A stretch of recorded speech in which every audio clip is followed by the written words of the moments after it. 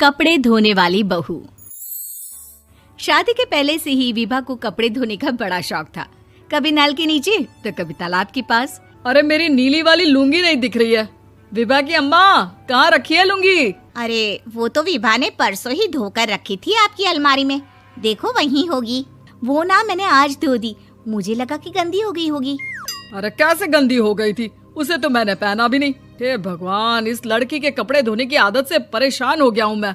जितना तो घर में राशन नहीं आता, उससे कहीं ज्यादा डिटर्जेंट पाउडर का खर्चा है। इसकी शादी करवा दो, शादी जाए अपने घर में ही करे काम, फिर चाहे घर के कपड़े धोने हो या पूरे गांव के। हाँ ठीक बोल रही हूँ, देखता हूँ मैं कोई लड़का। वो दिन भी आ जाता है जब विभा को देखने लड़के वाले आ जाते हैं। लड़की मुझे अच्छी लगी। होने वाली सास कहती है, बेटी अगर कुछ पूछना है तो पूछ लो। वैसे तो हमारी लड़की बहुत ही शर्मीली है, जो बोल दो वो मान लेती है, इसे क्या पूछना होगा। अरे कैसी बात कर रही हो माँ, मुझे इन लोगों के घर रहना है, सवाल तो कई है। हाँ हाँ बेटा, पूछ लो ना, क्या पूछना है। आप लोगों के घर कपड़े कौन धोता है? सास का मुंह बन जाता है।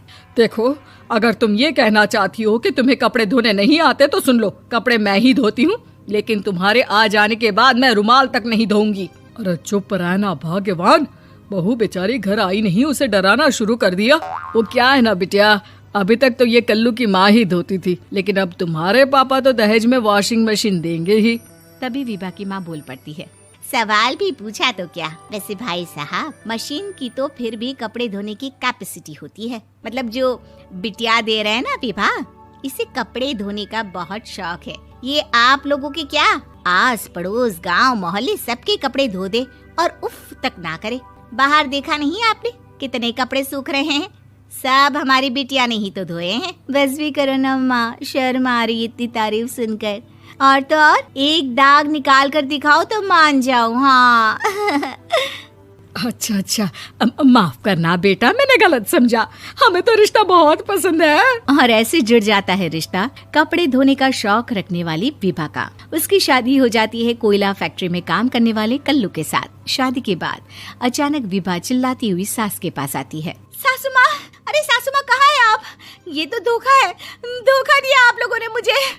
इसे ससुर के चक्कर के बारे में पता चल गया। अरे तो उसमें तुझे क्यों धोखा मिला है? अरे नल में पानी नहीं आता, कपड़े कैसे कब धुलेंगे? अच्छा, तू पानी नहीं आ रहा उसकी बात कर रही है। तो आपने क्या सोचा? कुछ नहीं। अच्छा, तेरी माँ ने कहा था कि कपड़े धोने का शौक है तुझे, याद आया मुझे।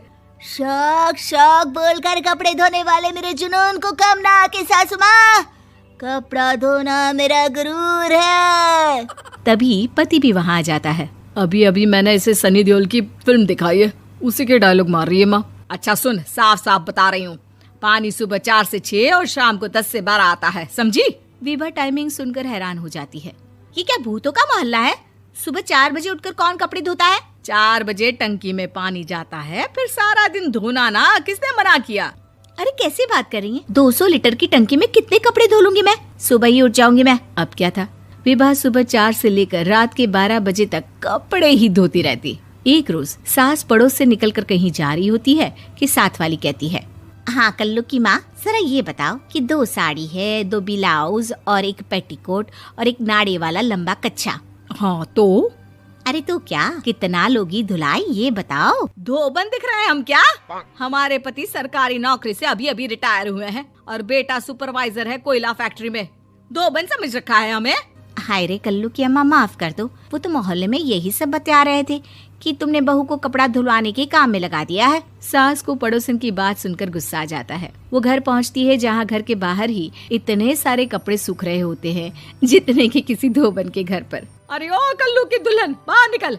माँ जी यहीं आ जाओ, बाथरूम में चादर धो रहे हैं हम। अरे अभी हम धोते हैं, तुमको बाहर निकलो। ये आस पड़ोस वाले बोल रहे हैं कि हम बहू से कपड़े धुलवा कर उसे कपड़ा धोने वाली बना दिए हैं। अरे छोड़ो ना माँ जी, किन लोगों की बातों में आती हो? आस पास के लोगों का तो काम ही होता है कि वो किसी तरह सास बहू को लड़ा दे। बहू सारे घर के कपड़े धोती है, ये क्या कम है? बोलिए। सास को भी लग जाता है कि वो बहू का ये सनकीपन नहीं छुड़वा सकती, इससे अच्छा है कि खुद ही चुप हो जाए। एक रोज सास और बहू मंदिर जाते हैं, जहाँ सास की साड़ी वहाँ खड़ी भीख मांगने वाली से मिलती है। माँ जी क्या बात है, आपकी साड़ी उस भिखारन से कितनी मिल रही है ना? हाँ हाँ देखो तो, दोनों की साड़ी मिल रही है। क्या बात है कल्लू की अम्मा, तुम खुद को तो अफसर की बीवी बताती हो और ऐसी सिंपल सी प्लेन साड़ी पहनकर घूमती हो। सिंपल और प्लेन नहीं है ये साड़ी। तो क्या सोने के धागे से फूल बने हैं? कुछ भी सासू माँ, कुछ भी। हाँ बने थे इस साड़ी में सोने के धागे से फूल। मेरे पति लेकर आए थे मद्रास से स्पेशली मेरे लिए 10,000 की।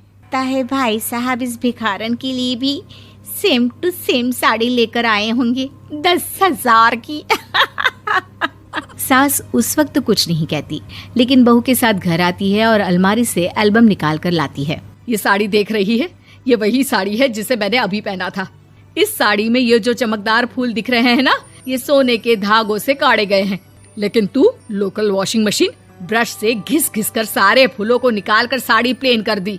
मुझे माफ कर दीजिए सासू माँ। और तो और, जब मैंने तुझे तेरी गलती के लिए कुछ नहीं कहा, लेकिन तूने तो सबके सामने मेरा मजाक ही बना दिया। क्यों? बहू को समझ में आ जाता है कि अब से उसका कपड़े धोना बंद।